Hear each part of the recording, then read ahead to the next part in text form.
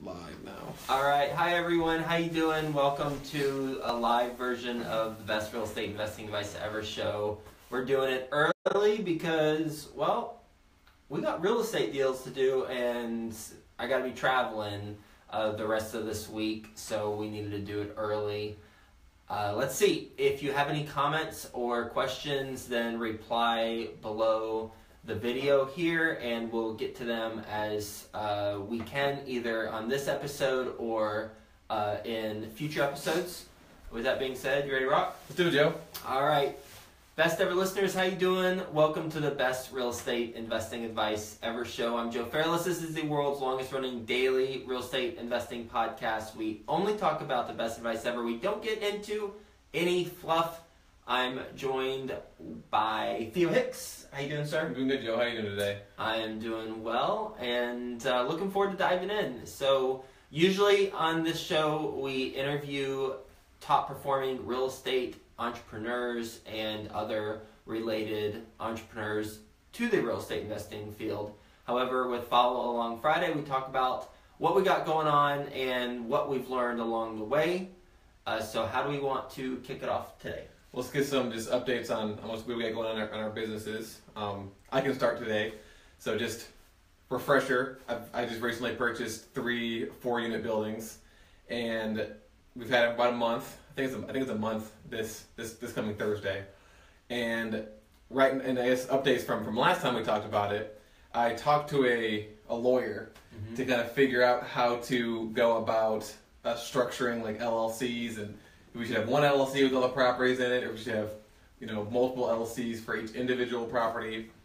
And kind of based off of the conversation with him, we decided to go ahead and make an LLC for each individual property. 3 separate loans too, right? Yeah, so they're all 3 separate loans. Okay. There's a couple, I just think there's just 2 things at the top of my head that he told me that I didn't necessarily know. Is number one is that whenever I want to refinance the properties, I have to transfer the properties back into my name because the bank won't loan to an LLC. Right. So I just didn't know that. So I thought that was interesting, and I think he said he just charges like $25 per LLC to do that transfer. So that's not that big of a cost at all. And then a second thing, which I think is kind of funny, one of the reasons why we wanted the LLCs because we didn't want our names showing up online when you searched.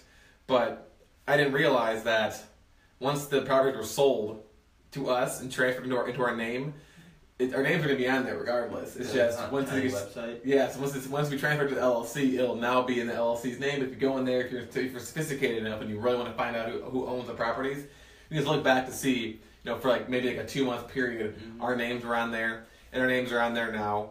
So I thought that was interesting because that was one of the main reasons why we wanted to make an LLC, but our name's going to be on there. But for liability purposes, it helps. What about the due on sale clause? So, from my understanding, the way that it works is that you just, and and I got this information from just kind of listening to a couple of people on your podcasts, is that you just do it. And banks the banks have the right to call the loan in, but according to this lawyer that I spoke to, and then based off of information I got from lawyers on your podcast, if you do it, and as long as you continue to pay the loan and don't do anything, I guess against the lender, then as long as you keep paying them, then they'll be fine. So that's kind of what I'm betting on. If they end up calling the loan, then we just have to find another person to put a loan on the property. So have another lender in your back pocket. Again, this isn't like any legal advice. I'm not a lawyer. It's just what I got from people I've talked to. That's my takeaway too. After interviewing a bunch of people and speaking to lawyers, exactly what you just said is what I've come to understand it as well. And then one other thing, and this is not a fully fleshed out idea, but my mom called me yesterday and she wants to buy properties in Cincinnati. Okay. She wants to buy like a duplex, and then she wants to rent out one like long term, and then she wants to live in the other one whenever she comes and visits. Oh. And then she wants to Airbnb it out when they're not in town, and she wants me to obviously manage the properties.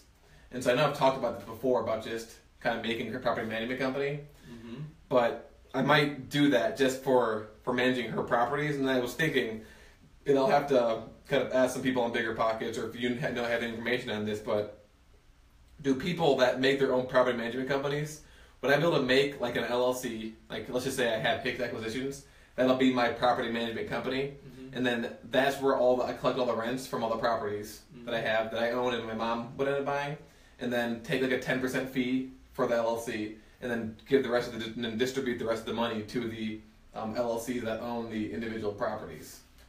That sounds like a tax question. Yes.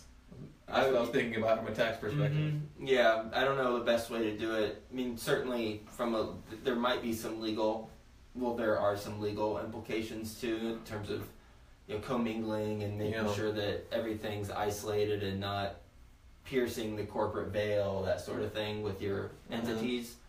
I would first talk to an accountant about that. That's what I plan on doing, but just an idea that I had. I have one other thing that I'm thinking of right now that the lawyer did tell me that I didn't necessarily, I think it's pretty obvious, but just in case people didn't know this, if you do make different LLCs for each individual property, you may have to make sure that you set up different bank accounts and that the rents are going into that bank account and expenses for that property are paid out of that bank account.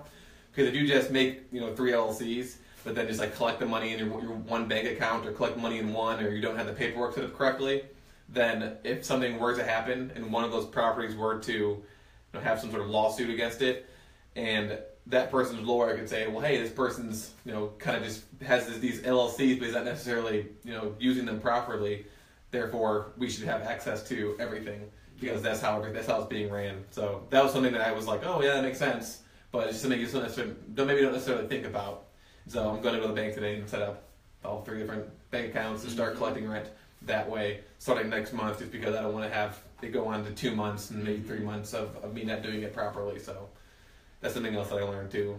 Yeah, there's all sorts of things like that where you have to keep things separate. You can't mix it with your personal account, obviously, and you have to treat each of them as their own company, basically, and just pretend that you're the CEO of a Fortune 500 company called Theo's LLC A, Theo's LLC B, and C, and you're a CEO for each of those 3. And just keep it all separate. Yeah. And I'm starting to understand why, because I remember before we've done shows and you saying how you have to be a bookkeeper, and I think I understand what you're talking about now. Because once you've got, 9, 10 LLCs with money coming in from properties and different expenses going out from each individual LLC bank account, and then you got to pay out investors and all these things going on. I don't know how you do to track that without having to spend, time in a hospital after a stroke or a heart attack. Yeah, absolutely. Yep. We've talked about that before. I've had a family member have serious health problems because he was trying to do all of it himself, and that won't happen. I might have health problems, but I guarantee it won't because I'm doing my own bookkeeping at all. Awesome. Okay. That's all I got. What about you? Well, headed to Dallas tomorrow to look at, oversee our portfolio. One, have a meeting with a potential investor, big investor, would be the biggest investor to date. 2, they're flying in from LA. And then 3, you're looking at a deal that we are very close to hearing if we're going to be awarded it or not. So 3 purposes for the trip to Dallas. Will be a very quick trip. And then in addition, reading Sam Zell's book on what is it called? Am I Being Too Subtle? Okay. Very, very good book. Highly recommend it. I'm probably 25% of the way through the book, and he talks about how he does not like development at all because there are multiple entry points for mistakes to come into the deal. Whereas if you buy an existing property, then you've got entry points for mistakes to come in, but not as many. Just way too many variables for development.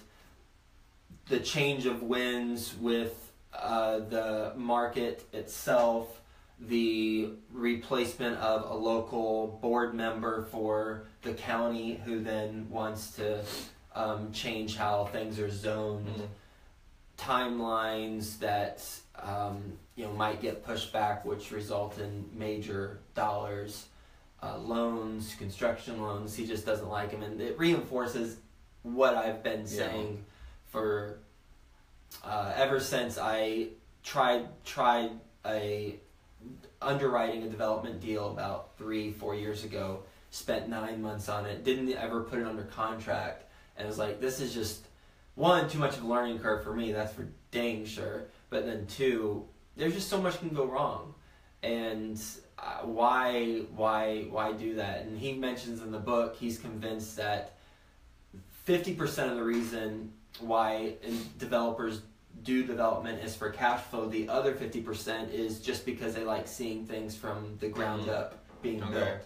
And I'm not that guy. I don't really care about seeing things from I can get significance through other methods. And I'm glad people are developers. I'm glad that, there's the appetite for development, and I respect that. I just don't want to do it. I don't want to do it.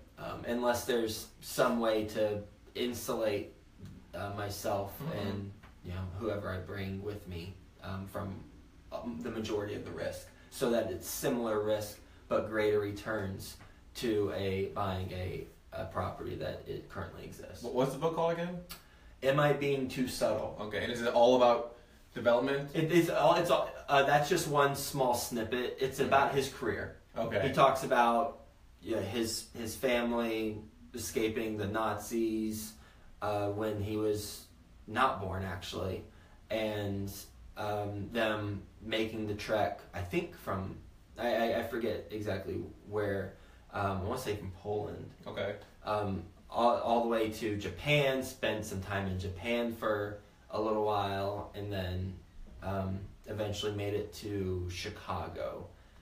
And then, and he taught. I've gotten to the point where he was in college, did some deals, actually bought lots of these homes, these housing lots, and bought like 10 or 12 of them that were in a row, and then sold that to a developer who developed student housing at the University of Michigan in Ann Arbor, and apparently it's still there today.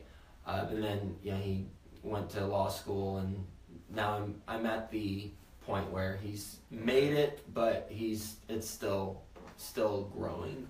This guy sounds familiar. Did you interview him on the podcast? No, okay. He's a billionaire many times over. I was actually not too familiar with him until someone recommended him on the podcast.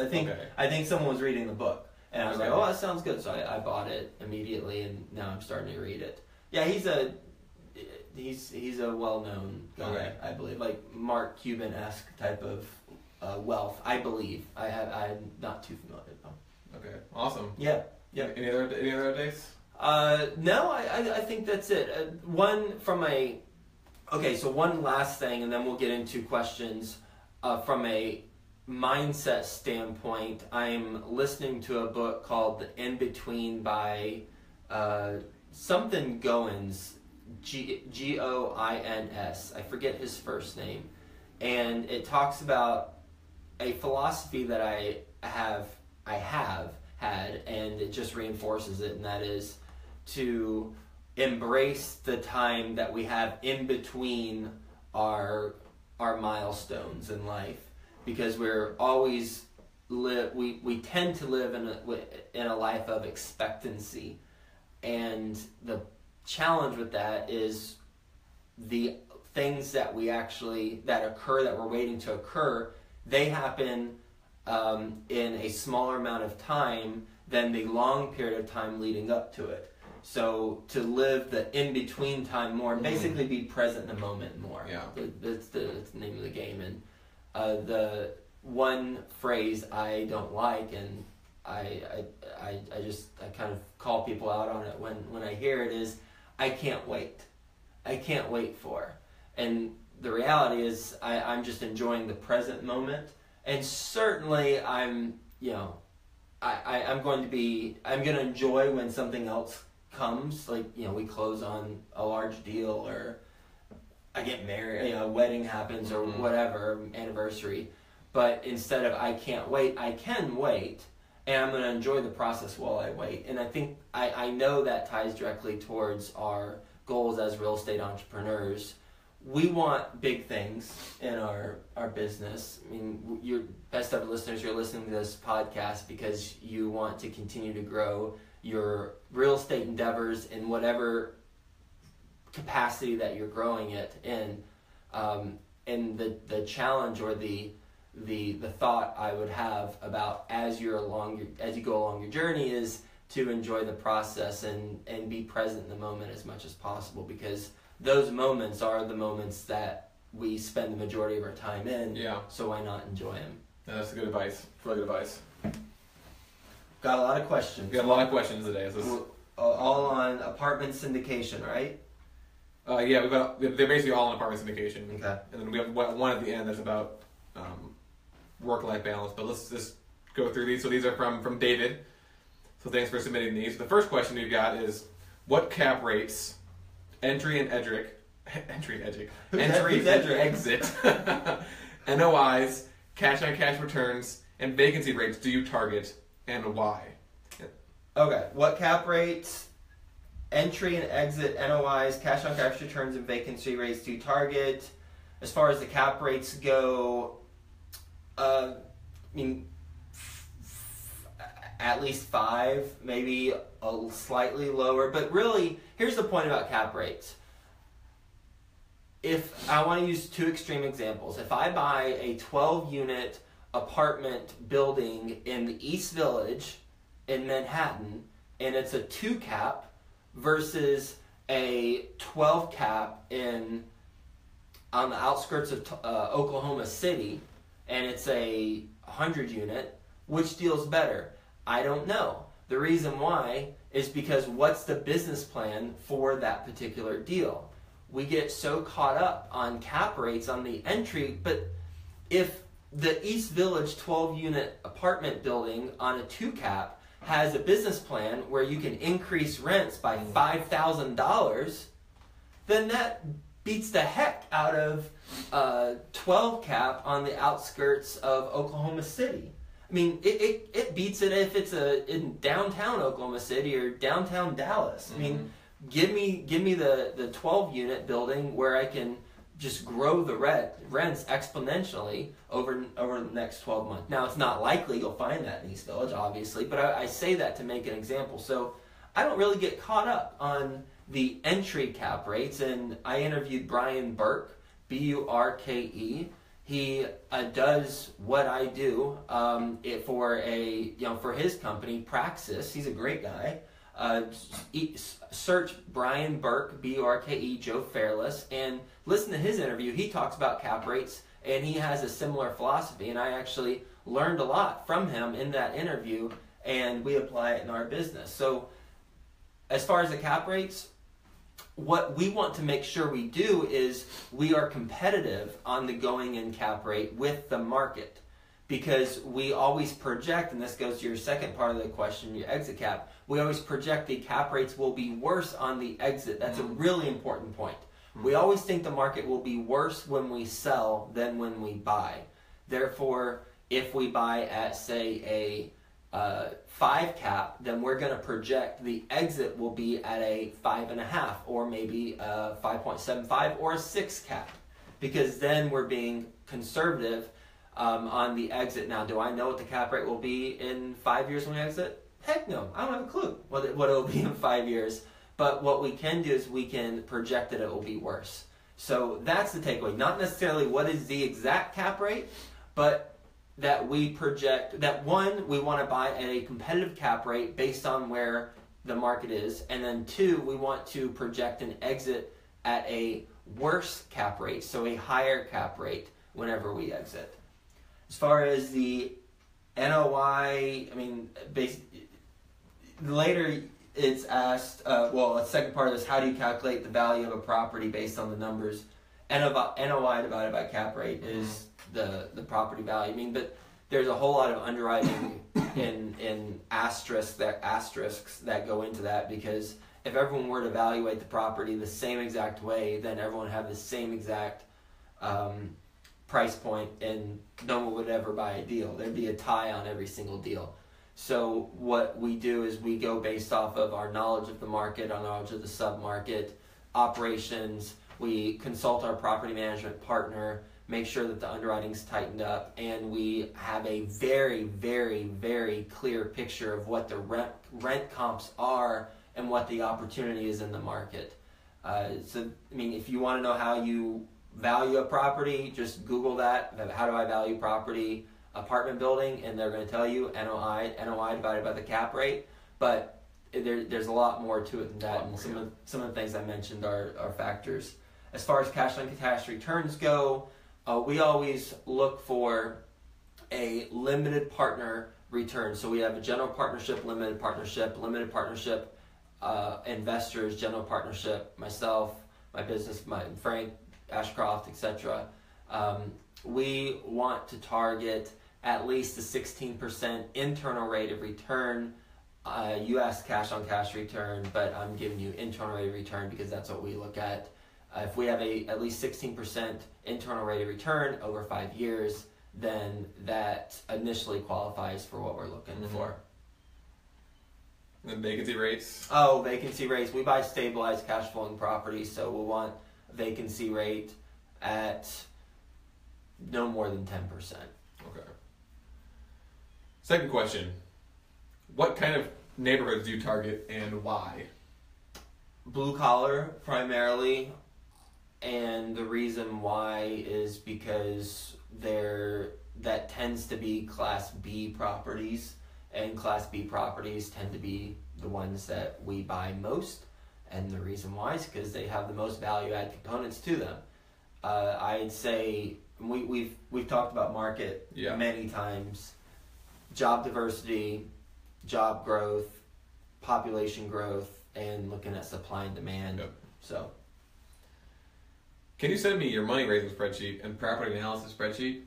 Money raising spreadsheet, best ever listeners, everyone has access to. You just email info at joefairless.com, and Samantha will send you the money raising spreadsheet. And that money raising spreadsheet is a spreadsheet where you can literally track your investors, and it has different sections, and there's a whole methodology for how to do it. So info at joefairless.com. Property analysis spreadsheet, I don't think we have offered, we have that.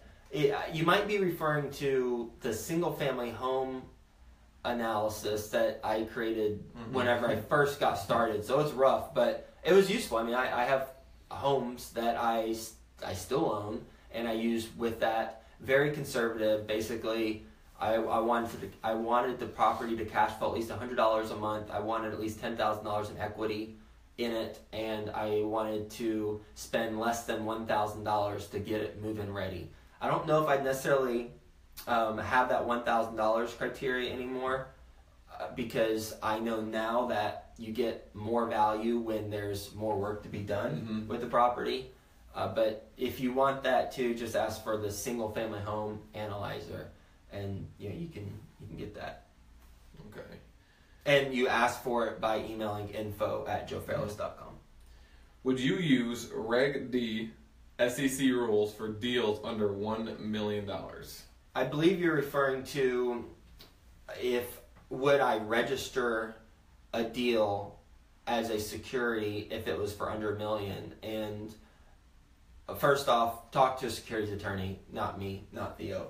But my thought is, if it's a security, you obviously have to register it. No ifs, ands, and buts. It doesn't matter the dollar amount. Now, a attorney might give you a better approach for how to structure it, so that you don't have to go through the process. For example, he or she might say or recommend doing a joint venture versus creating a security by having investors invest in your deal and expect to make money based on your expertise and be passive. But talk to a securities attorney about that. But my overall thought is, if it's a security, then yes, obviously it needs to be registered. Are you interested in investing in the Florida market, or know someone who is? Not right now, no. and the reason why I'm not interested in the Florida market is because I'm focused on right now Dallas, Fort Worth. I mean, if it's not broke, don't fix it. And we're doing really well in DFW, so that's our focus. I get tons of deals regularly from all over because of this podcast. We do look at them, but we've disqualified all of them for various reasons. But we are focused on DFW. Do I know someone who is? I'm sure a lot of people are. One thing I recommend doing is joining our Facebook community. It is Best Ever Show Community. Thank you. Best Ever Show Community. Just search in Facebook, Best Ever Show Community. It's a fun community. Number one, number two, and the reason why it's fun is we're posting like hypothetical situations. If you were given $1 million, or would you rather have $1 million and work 50 plus hours, get $1 million a year, work 50 plus hours, or how about 500,000, work 10 to 20 hours, something like that. In addition, a bunch of other exclusive stuff. So Best Ever Show Community, go on there and introduce yourself and say, I'm looking to buy in Florida. Anyone else want to buy in Florida? And maybe you connect with someone. The next question was, would you buy a newly built apartment community? Sure, I'd be open to it, but we're value-add investors, so there needs to be value-add component or components to that newly built community, which most likely there will not be, unless the developer has newly built it but not leased it up all the way. And the value-add is that they're pricing it based on it not being fully leased, and then we can take it over and then fully lease it up. Unlikely scenario unless the developer's in trouble. Otherwise, the newest property we've built is in the early 2000s. Okay. Or we've bought is in the early 2000s. Okay. And then David's last question is, would you mind being my sponsor for my first deal? I'm a licensed real estate agent and I've done wholesaling. I know a lot about analyzing properties as I've been trained in commercial real estate, but I don't know it all. I don't know it all either, my friend. That's why I do this show, and that's probably why you're listening. I won't be your sponsor for your first deal. I get this question frequently, and so much so I have a FAQ section on my website. When you go to Contact Joe, there's FAQ, and this is the FAQ. There's an FAQ section, and it's one question, and this is the question because it gets asked so regularly. I appreciate you asking, but no, I can't do it because I'd be pulled in perhaps literally 100 different directions over the course of 6 months. Therefore, what I recommend doing is going to the Best Ever Show community, talking about what you got going on. Additionally, I do partner with my clients in my private consulting program. You can go look up that at my website, the Work with Joe section. Other than that, those would be my two approaches for you for trying to get sponsoring a deal done. Awesome. So that wraps up David's questions. We had a couple other questions submitted by John.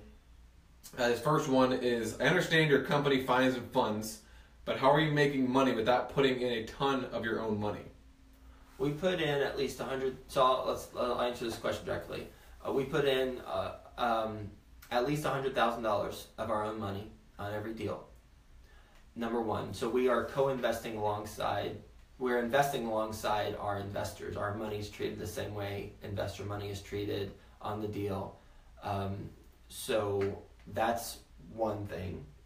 And I consider that a lot of money. Yeah. However, relatively speaking, when we're bringing equity checks of $9 million, $7 million regularly, $100,000 relative to that amount is a smaller percentage. So how do we make money? One is just by investing alongside investors. Two is acquisition fee and asset management fee. And then our ownership in the deal. So acquisition fee is typically 2% of the purchase price And so, for example, if it's a $10 million property, then what would that be, $200,000? 1% would be 100, 2% would be, right? That math right? Yeah, so $10 million property, then it'd be a $200,000 acquisition fee at closing. Second, as I mentioned, asset management fee, which is typically 2% of the collected income that's paid out every month. And then 3 would be just our ownership in the deal. We tend to do 70-30 deals with a 8% preferred return to investors. So investors receive the first 8% based on what they invested in, and then anything above that would be split 70-30. Okay. 70% to limited partners, 30% to us as general partners. And could you use that acquisition fee to be the equity in your deal? Is that possible? Or was it for the same deal or for the next deal? Either one. Okay. John's second question, I really like this question. He asked, what was the balance between your full-time and real estate when you started out, and how did that progress into today? So I kind of look at this as a work-life investing balance when you're kind of just in your corporate job, you're trying to do real estate, and you haven't accumulated enough properties or have enough time or enough things to do in order to quit your job and do it full time. So you're kind of at that point where you're working full time at your job, full time at investing, and you have a life. How did you handle that?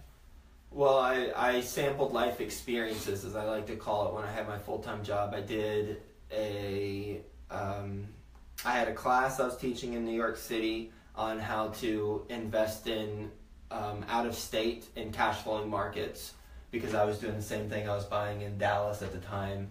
And so I was teaching others because I had so many people ask me, "How are you a real estate investor? I thought you work in advertising. I know you work in advertising because you work at the same company I work at. How are you able to do this?" And so I created this class. So I'm talking about all I was doing, and then I'll talk about how I balanced it, which really wasn't balanced. It was just doing it all. So one, I had my full-time job at advertising agency, which was about 50 hours, maybe 55 hours a week on average. 2 was that I was teaching that class. I taught it probably once every couple weeks, and that was in the evening. 3, I did stand-up comedy for 2 shows. One of them, I've mentioned before, is shut down. The venue is actually shut down. Because of you, or just all the above. And the reason why it wasn't because I wanted to be a comedian, is because I wanted to get better at public speaking. And they said improv is good, but if you want to be really good at public speaking, do stand-up comedy, because the audience has higher expectations for comedians versus improv actors. What else I did? I also was babysitting or manning on the side. I did that on Sundays, every Sunday, for a family. The child had special needs, and I did that. I'd take him to Central Park from, I think, 2:30 to 5:30 every Sunday for a year or 2. And that was to make money on the side. I worked at a daycare in college, so it's kind of natural transition. And I did some other things. I can't remember all of them right now. So how did I balance making money how did I balance my full-time job with real estate? I just prioritized it. It's not about balancing. It's about, is this a priority for you? If it is, then life tends to move out of the way and your priorities come to the surface. It's tough to balance things. I mean, balancing is hard in general, right? Just try and balance something on your nose. It's tough, right? But if you make it a priority to do something, then you do it. And that's my suggestion for anyone who's thinking about, how do I balance stuff? Just write down on a piece of paper, 1 to 5, what are your priorities? And then do your life based on those priorities.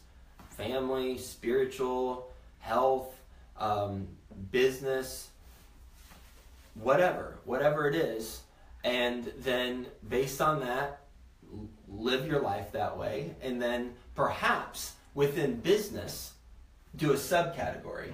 Because I imagine, I would think, health should be at the top, or not at the very top, but depending on your priorities, maybe spiritual, maybe health, whatever. But within business, my point is, I don't think business is number one. Perhaps it's down the ladder a little bit.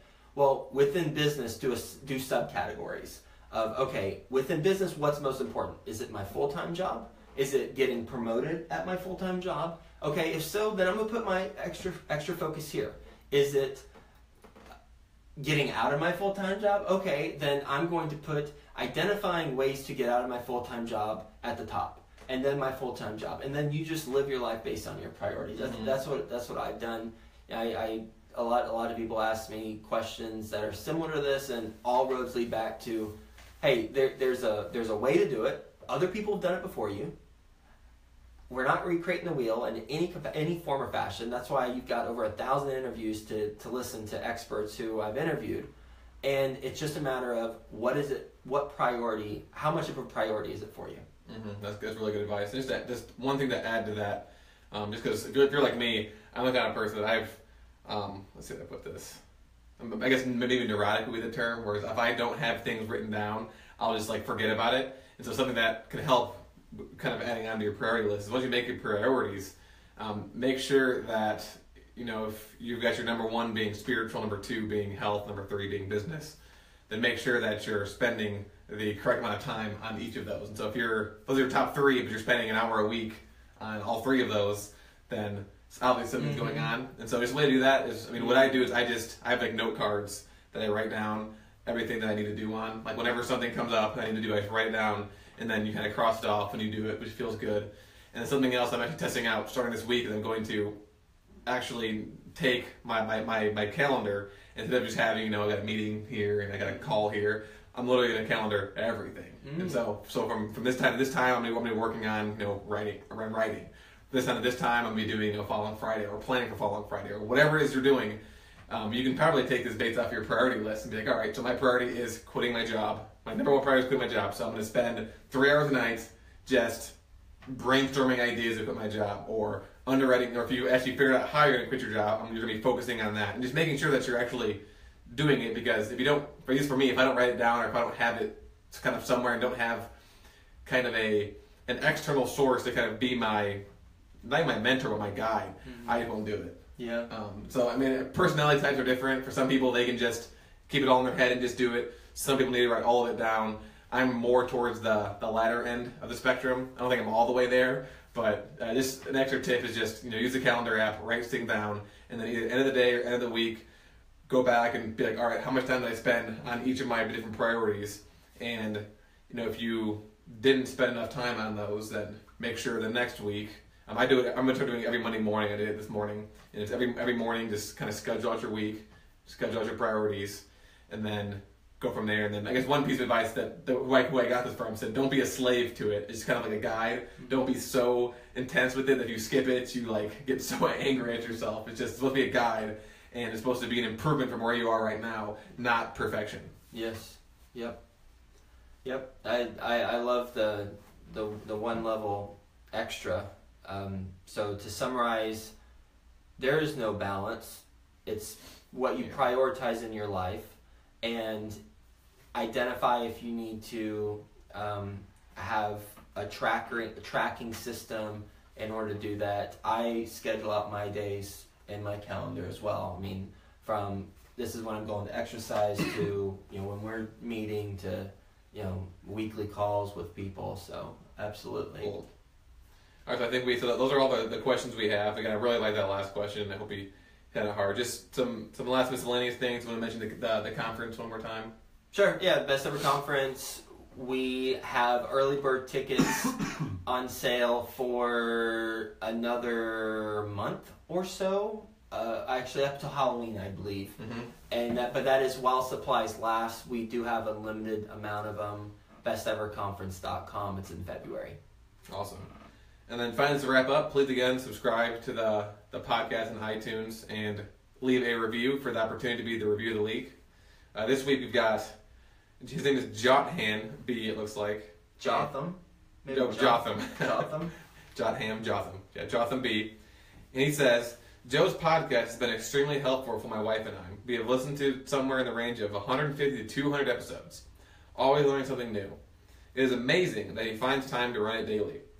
It also has no fluff as advertised. Really does a great job of bringing in informative and diverse guests who bring value quickly. The length is under 30 minutes.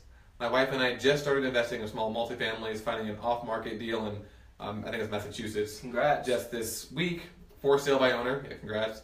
This podcast helped that happen. We hope to build our portfolio up and eventually leverage that to get into commercial properties in the 10 to 50 unit range or larger if possible. Plan to keep listening. Bravo. Nice work on that off-market deal.